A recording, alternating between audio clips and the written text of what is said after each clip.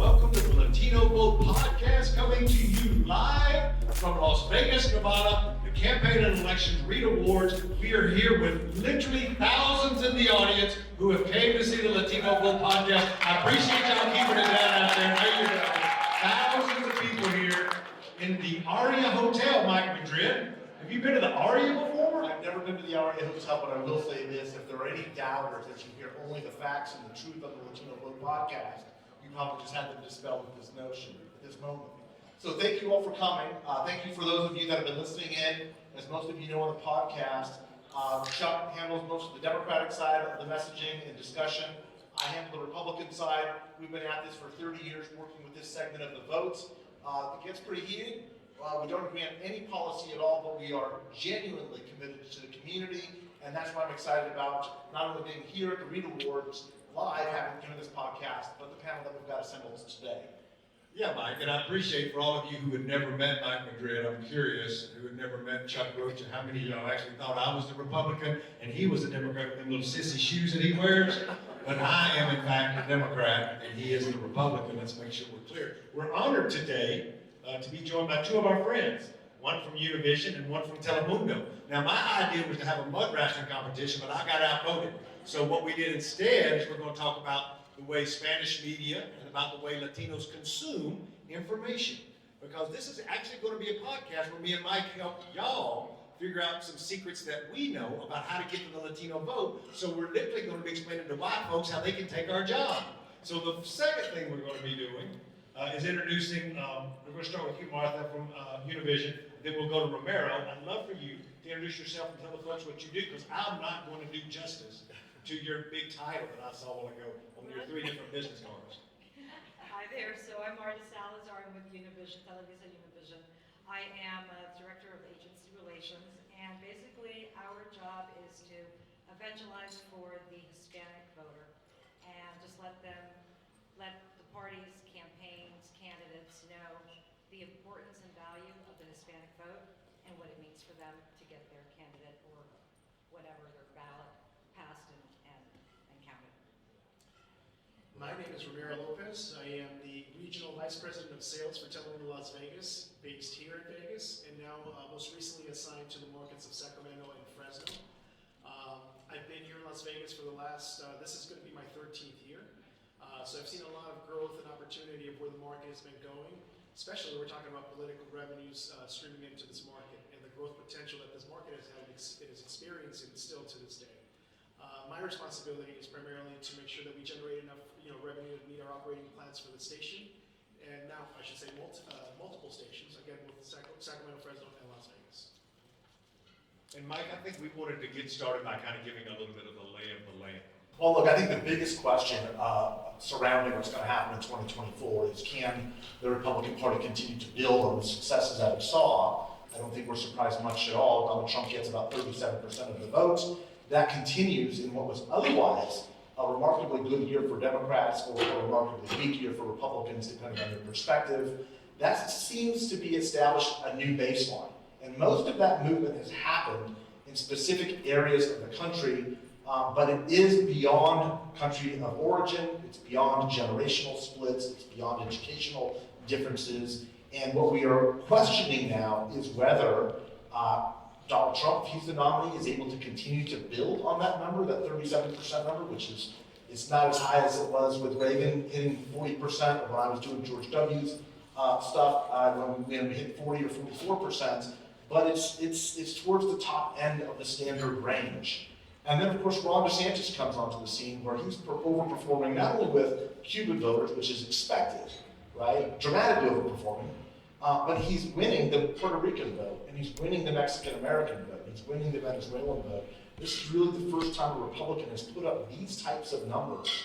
And the question then becomes, is that transferable? And so when we're looking at the Latino vote, we are now saying that the baseline vote of what was happening in the Floridas of the world, what was happening in the Arizonas of the world, what was happening even in the Nevadas of the world, has to be looked at in context when we start looking at states like Georgia, when they start looking at races like North Carolina and Pennsylvania, states where the margin of victory is going to be smaller than the growing share of the Latino vote. Wisconsin, for example, there are now more Latino voters in Wisconsin than there are African American voters. And understanding this segmentation is going to be really key to the 270 map, and a lot of what we are learning, and a lot of what we're learning from the data from these two stations, is really going to determine whether some of those successes from both parties is transferable to these other battleground states that are not your traditional Latino states. So the 270 map has changed. It's changed dramatically. The Ohio's aren't as important now as the Georgias. The Nevadas are a lot more important now than other states have been. And as we're looking at this movement, most of it is directly correlates to the fact that the Latino segment of the electorate has grown measurably, markedly, and is turning out at higher rates than we've seen in the past. Yeah, we're going to get into the into the spending, not spin for all you spin doctors, but S-P-E-N-D. Anyway, we're going to get into the spending of that being a real difference in what we see in results. But before we talk about the spending in Nevada, before we talk about some spending with Martha in Florida, let's think about the House and the Senate map that we're walking into for both parties. There's probably never been a more horrendous or scary Senate map for Democrats than what we're going to see in this election, having to defend so many states that are in fact red and purple that have Democratic incumbents, from West Virginia to Montana to Ohio. Those are just the three big ones. And then you throw in, Arizona, Pennsylvania, Wisconsin, Michigan, and you see a nightmare scenario for Democrats having to defend a lot of turf that a lot of Latinos live in, but then also a lot of Republicans live in. So Latinos will have a huge, huge impact on this Senate election. And you'll see this with what spending will be described in the last election, which I would like to say there was more off-year Spanish language spending ever in the history of American politics spent in the last election, and it was still less than 1%. Let me say that again, still less than 1% of the spend. So yeah, hooray for us, we spent a lot of money, but it's still just this much compared to that much that's out there. So we'll get to that point with our two great panelists, and that's why I wanted them to be here. So that's just the Senate. In the House, this is really important. For the first time in the history of American politics, there are 10 marginal seats. That means they don't differentiate in performance from Democrat to Republican in less or more than 2 points. There are 10 of those seats that have more than 40% Latino population.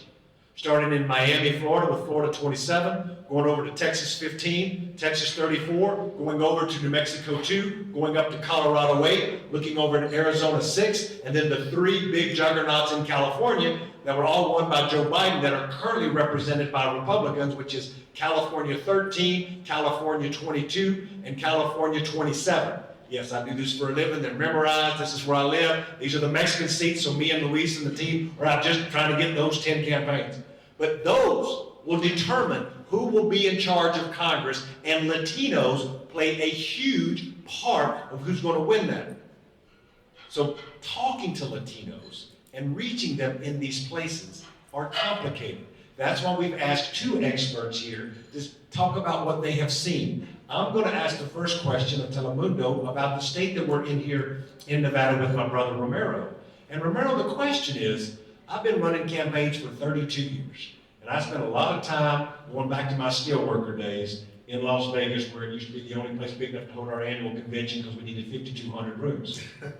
And being here in Las Vegas with Steelworkers for 2 weeks is a separate podcast that we'll do on the after hours edition. But for now, let's talk about the amount of money that I saw spent in Nevada that I had never seen spent in Nevada before in Spanish. And please correct me if I'm wrong, and Univision can jump in here too because it was split around to all the stations.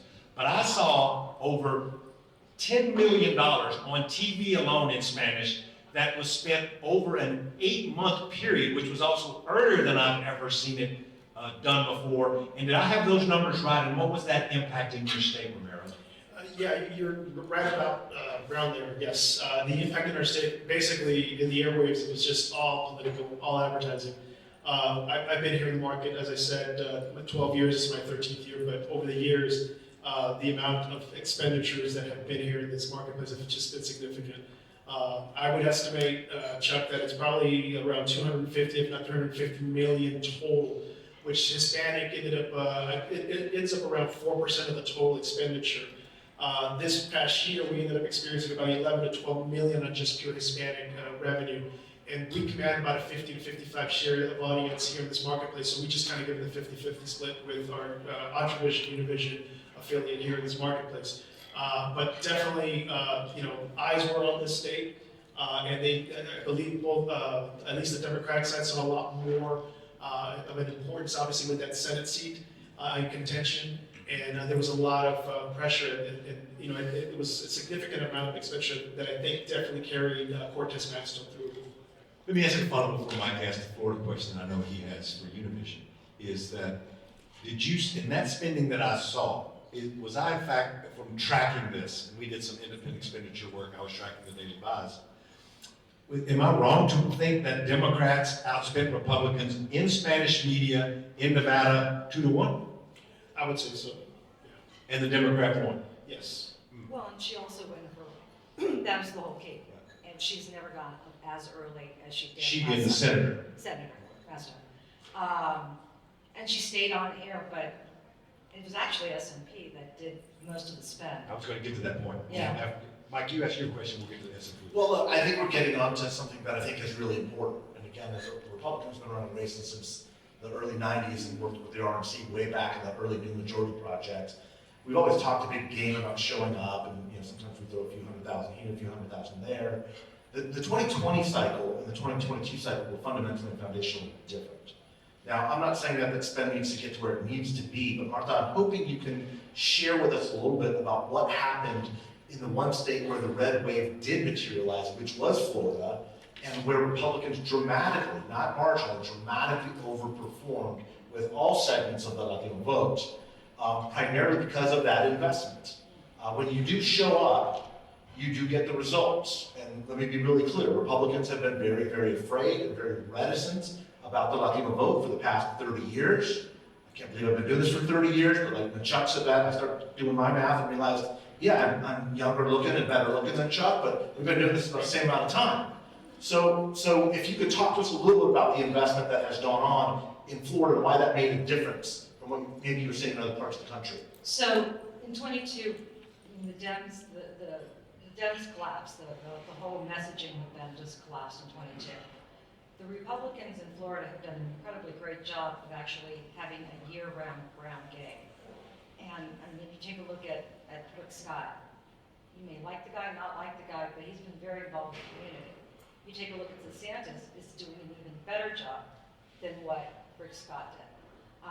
And he's able to engage with the community on the ground early, consistently, and being, you take a look at somebody like, you look at a market like Miami, predominantly Cuban, predominantly Colombian and Venezuelan, very conservative, right?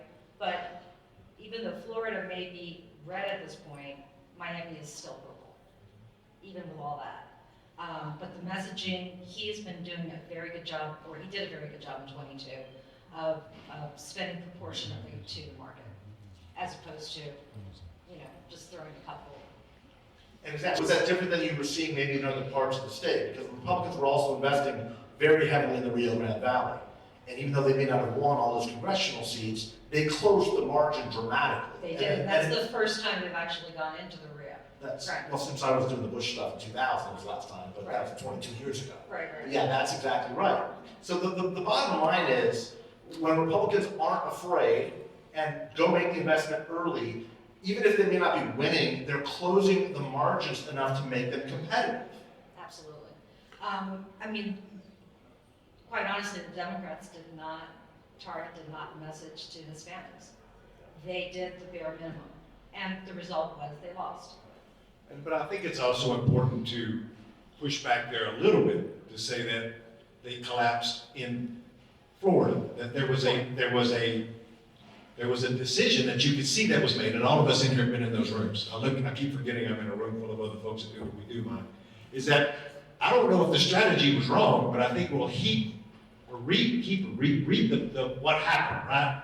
And that is, Democrats at the Senate level we're not going to compete here at the governor's level. We're not going to compete, so we're going to double down in Arizona and Nevada, and they won, and we have a 1-seat majority in the Senate, so it is good strategy, but what do you sacrifice for that good? You sacrifice this long-term messaging, where if I'm right, Marta, and I'm going to ask you, it seemed like at least that Republicans, opposite of Nevada, outspent Democrats at least 2-1 on Spanish language communication statewide in that race. I mean, statewide in Florida, is that true? I would say probably that, yeah, that number sounds. I knew that they had spent way more. It could have been 5-1 more, but I know when I was tracking that, I saw that the governor's candidate raised a whole lot of money. Went up, we did some Spanish language. Me and Mike talked about it on the podcast. But there was no Democratic Governors Association, no DSCC, no Senate majority back there. Where in just Nevada and Arizona, with the one super PAC, there was over $22 million spent in Spanish over 8 months, which pretty much, if you take that spend and look at the entire national spend in Spanish, that made up 90% of it was one candidate, one super PAC and 2 states. That means if you take all the DCCC, RNC, all their super PACs, what they spend in Spanish was less than 10% of the entire rest of the entire United States in Spanish spend.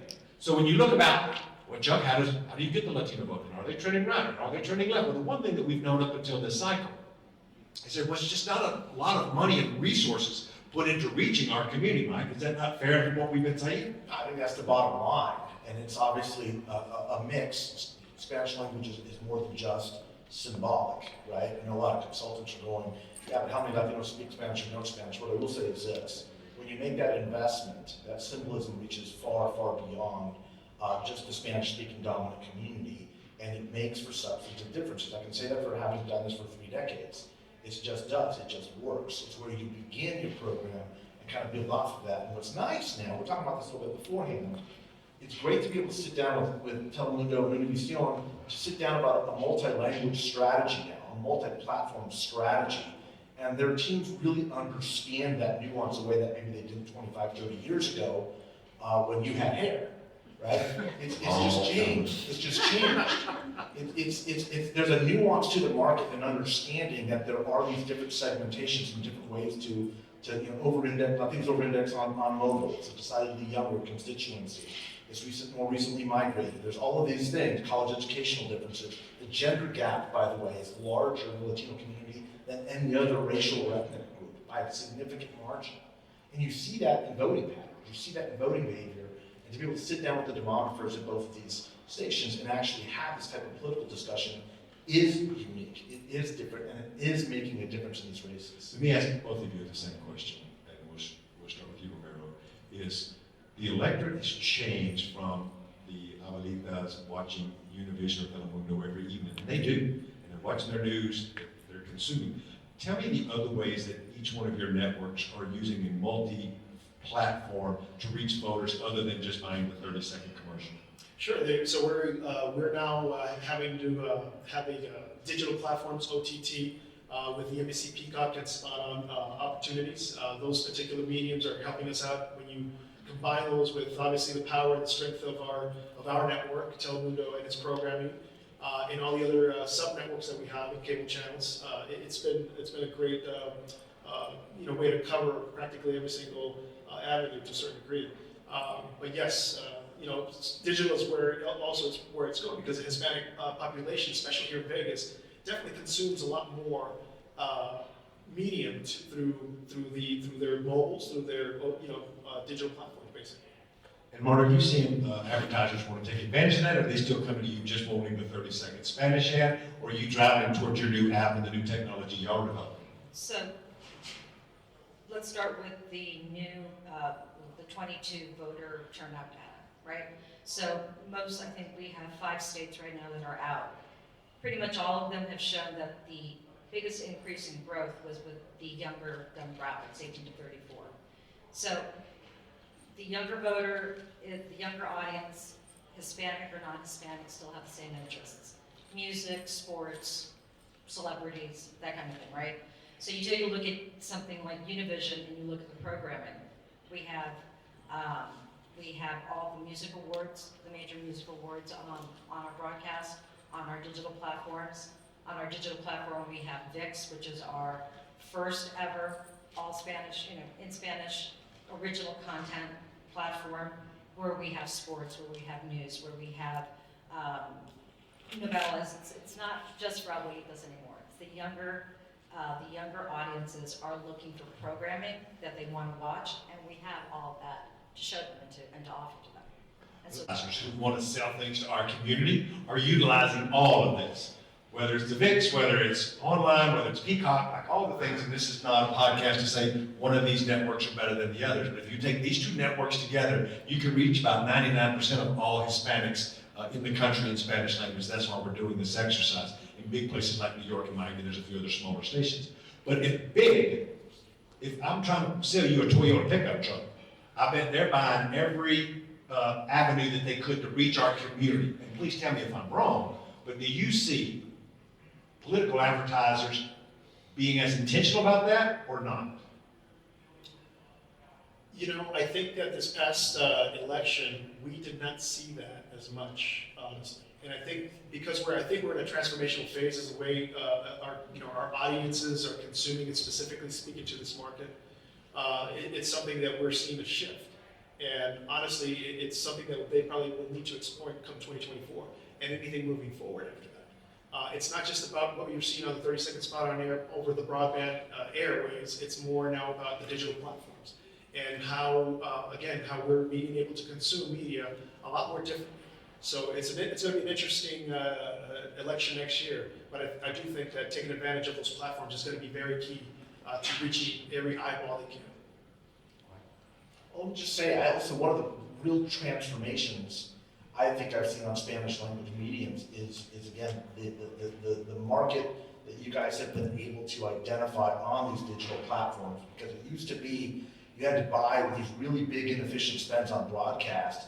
It's not like that anymore. It's not like they used to say, it's not your grandfather's Cadillac anymore. It's not your abuelita's novela anymore. It's a different medium, and it has caught up with the times, and not only has it caught up, it's really driving that change. So let me ask this question. Can you tell me where you're seeing the most significant regionally increases in the purchasing? Where's the most action at, and where do you think that will be in 2024? What states? Martha? Arizona, Nevada, California, Texas, Traditional states. traditional, Yeah. Because we and didn't see, Michigan. yeah, because we didn't see much spending outside of that in the last election. And for all of you, and you keep hearing me go back and forth and talking about the dramatic underinvestment. So think about it this way. If 70% of Latinos or Hispanics consume information in English, and that's a relative term depending on where you are. In the Valley of Texas, it may be 60%. In Miami, it's going to be way more Spanish. But as an average, nationally, 60 to 70% of folks are going to consume in English. Well, if the political buy is just doing 1% of what they could be doing in Spanish, then they're giving up 29, 30, 40% of folks that they're not reaching. And in these congressional districts, you don't see either side really adhering to that. And then when you buy your English, we're seeing that bought based off of eyeballs in English that they assume are white, suburban, persuadable women. So the ads in English are targeted towards that demographic, which in fact is a persuadable demographic. But the Latino English consumer is on an English platform, on a Latino-focused app, on a Latino-focused YouTube, and that's where they're consuming. My son has the same name I have and has two beautiful sons that are my grandsons, Wyatt and Rocha in Pittsburgh, Pennsylvania. He's 30 years old, he don't even own a TV. Somehow he watches what he watches through his gaming system. Like, I don't even know how that operates, I'm so damn old. But this is how younger folks are consuming, right? You have multi-generational homes, which hasn't changed with our community. So you have the grandmother and the grandsons living in the same place. Me and Mike talk about this a lot on the podcast, about how we look to our grandmother to lead the family and what's going on there and the cultural competency to reach out to that group of people. That's why you saw Democrats got a wake-up call. Let's go back to what Mike said. Mike talked about an overperformance in 20, which is in fact true. Republicans overperform with Latinos in 20. That was a slap in the face to Democrats and folks with lots of money in Senate races, like the majority pack for the Democrats, said, we're going to spend, and we're going to spend just as much, if not more. So you saw an influx of $22 million going into 2 big states. So that's them trying to take care of a problem with a lot of money in Spanish, and by God, they won both races. You can argue the tactics and when it started, but they won. Opposite in Florida, Democrats are like, I don't think we're going to do nothing down there. And I think that they're going to be, and DeSantis and all of them bought this advertising without an alternative argument. People want a quick fix, but there's been long time work that's got us to where we're at, and it's going to take a long time solution to get us out of that. But what we do have is eyeballs in 2 of the leading stations that do this work, who see other folks that are so far ahead of where we are in politics, advertising to our community. Folks haven't stopped long enough. And I know the folks here with Univision, the folks here at Telemundo will tell you this about our community, and I want to get to this next. Sorry, this is not a question I prepped y'all for. Talk about it from the heart, like I do. Is this brand loyalty. Latinos are brand loyal. We are loyal to the certain kind of bread that we eat, to that certain soap opera we're watching, to that certain news anchor, who, whether it's Jorge Ramos or somebody on some other station, like, they are brand loyal. Because we haven't been here long enough, many generations, to figure out all the different options. And it's the same way with politics to a certain degree. Donald Trump was very popular with Latinos. He was a brand. Whether you like it or not, Bernie Sanders was very popular with Democrats. He had a brand. That's what I'm getting at. It's what both parties are missing when we go in thinking that as Democrats, we're just going to talk about immigration, or if we're Republicans, we're just going to talk about whatever thing Donald Trump's talking about this week. Neither one of those really do work, and we're seeing that work less and less. So are there things out there, remember, put you on the spot and then Mark, about what we're missing, and what are things that you see other advertisers doing that are not political advertising that's smart on your stations? Well, I think that, to your point, it's just, it's changing a lot in the way people are consuming, but, the brand, to your point, it's the brand. I think the brand, Telemundo it has changed its name significantly under the leadership of our current owners. We've provided a lot more news opportunities. We were so underrepresented here as far as news opportunities, as far as, versus English-speaking stations. And, it's really worked for us as far as our strategy, because we're keeping our community a lot more informed. It's associating more of the brand. It's not just about the programming, it's not about the mini-series, or the novellas for that matter, but it's really kind of keeping everybody more informed about what is going on in the community. People have since 2016, since that general election, in my opinion, it's shifted that dynamic of focus on, hey, it's really important to find out who we should vote for. It's not just that we're going to vote for a Democrat anymore. The Hispanic, in Vegas, that margin used to be a lot wider, about 30-some%. Now that margin between Democrat and Republican to think about voting for them, it's around 11%. And so if the Democrats continue to spend, or I should say the Republicans continue to spend, there might be a challenge again here facing in 2024. Let me jump into that point, because not only do I agree with that, but I've been saying that publicly, and I've been saying on the podcast.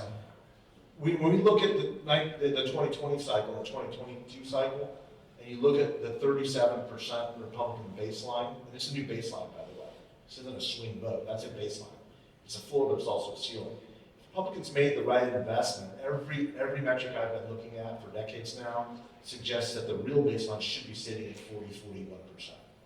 If Republicans get 40% of the Hispanic vote and Latino votes, that means Georgia goes red. That means Arizona goes red, that means Wisconsin goes red, that means North Carolina opens up, and it also means that Nevada becomes much more contentious. So the fact that just that 3-point shift in the voter model with each one of those with this demographic, which you target specifically on these platforms, changes the whole calculus of the map to 270. Thank you, Mike. And Marta, I want to bring you in on Univision has such a big national viewership nationwide in a lot of these big markets, Miami, New York, LA. And when I'm out in those areas, I see all of this advertising going on that's so not political. There's just the majority's non-political advertising, and they're not doing that because they want to waste money. They're doing that because there's eyeballs on these sets watching Univision.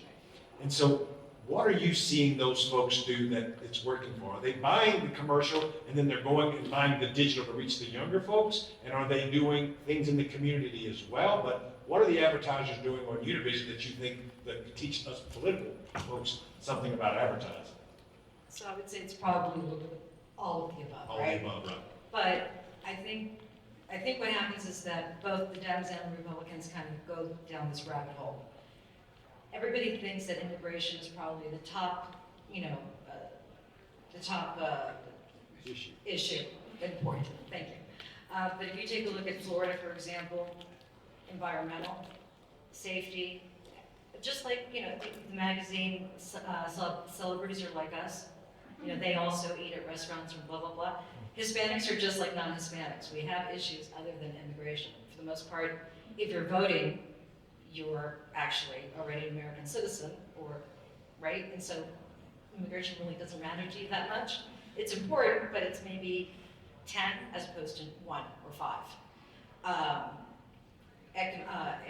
Economic issues, healthcare, abortion. That was one of the top issues, probably in all the states, not just Florida, where people thought, oh, they're so conservative, they're so Catholic, they're so whatever, that this is going to be something that they'll be against, or they're going to be very Republican about it. But it was the opposite. This was, so the thing is, just start looking at Hispanics as just people, where we're at the swing bloc. We're not so much a Hispanic bloc, we're a swing bloc. We are persuadable. You take a look at a market like Florida, 29% is nonpartisan. And they can be persuaded, but if you speak to them early, engage with them early, and sustain that throughout the entire cycle as opposed to the last quarter, you're going to get somewhere. They'll listen to you. And I think that's what the retail side of the world has figured out, which is why they brand to it. But political ones do the same thing. They just need to brand to the people and just treat them as a swing bloc. Mike, I have a question for you. We haven't thought about this, but as we lead into these primaries that are going to start happening in the spring, you start seeing the presidential primaries start gearing up. Donald Trump just had his rally in Waco. You're going to see other people announce and come out. So that means to me, they're going to start advertising as we move into the late summer and fall in these early states.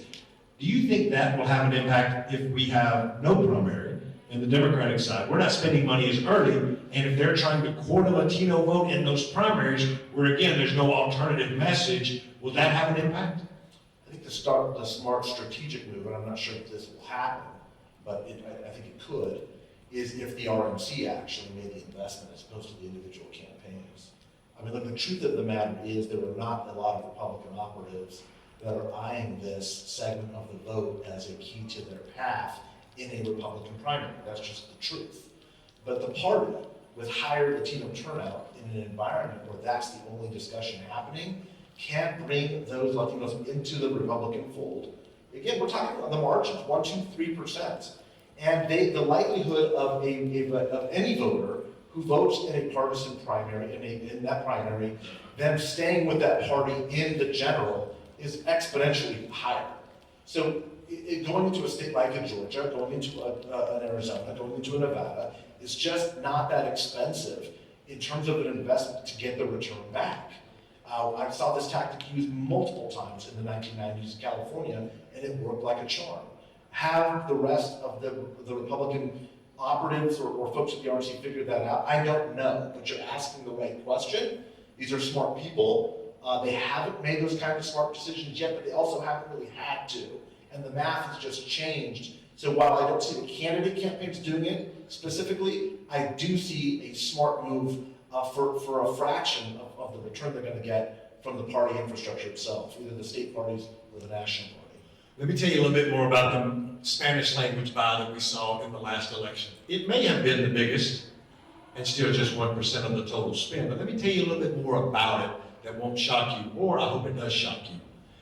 It's really shocking that one organization spent 90% of the money in just 2 states. That by itself is shocking enough. But if I told you that every ad that was run, again, 95% of all of that ad spending of all the Spanish language in the entire country, Senate, governor, all of the above, was all negative advertising against the opposition party's candidate. There was not a single piece of positive Spanish language communication going to our voters that said why to vote for somebody, just why not to vote for that woman or that man. Because all of you operatives in here, I'm pointing at all of you, because you're a lot smarter than me, you've been doing this a long time, you've been to college, you got all that thing going for you, is that they know that a super PAC is set up to tear somebody down.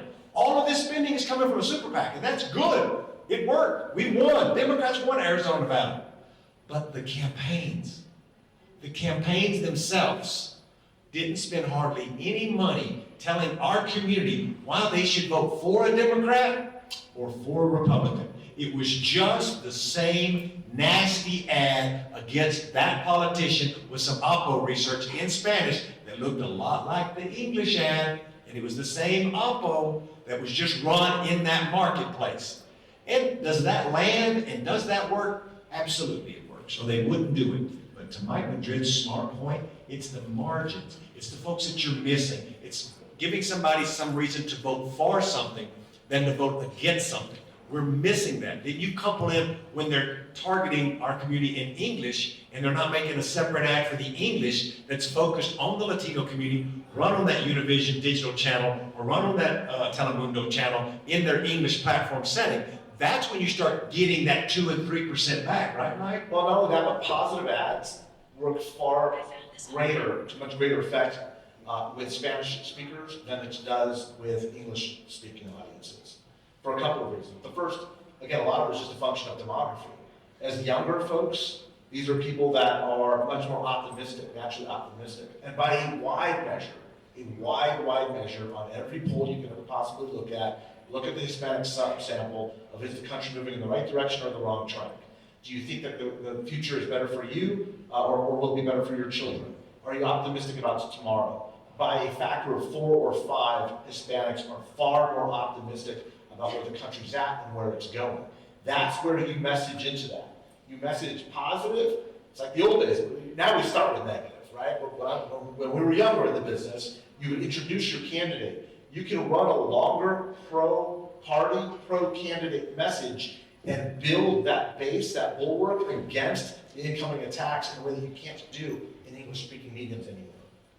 And we're getting close to the end of this. I want to go to our panelists for a final thought. And the question I'd like each of you, we'll start with you, Mark, because we've been starting with Romero, is give me a vision of what you think we're going to be looking towards in 2024, where you have Biden and some Republican on a ticket. You got all of these Senate campaigns. You have these House races from Florida 27, Texas 50, like we mentioned. Do you think from what you're seeing now that we should be expecting anything different than what we have been seeing in Spanish advertising with Univision? So I'm clearly not in the 18 to 34 demographic. However, Shocking. 35. 36. But I am optimistic that I do see things changing. I do see more campaigns in 22 going out earlier than they have in the past. They did it in Texas with Governor Abbott. They did it in Nevada with Senator Masto, DeSantis. You name it. Pretty much everywhere, Kelly, everywhere where the candidate won, they went up early. And we I had think a what lot you of- just we said, had a lot let me of interrupt your sister, is that I think that's the key. In all the places where, and Romero would back me up on this, where you saw people go in with an investment early, multilingual, multi-channel, they all won. Just like, in non-Hispanic, it's just, again, we're a swing bloc. And just reach us, engage with us early, stay on. We like the programming that we are interested in terms of just, what our interests are. And that happens to be Univision, Telemundo, VIX, it can be, they will come to whatever platform they're looking for. And so the program is important. It's not just a Hispanic or non-Hispanic thing. It's about, going after this bloc who is persuadable and engages. Romero, what should we look forward to about? So I would say you're going to see, in my opinion, you're going to see a replica of what we saw in 2022.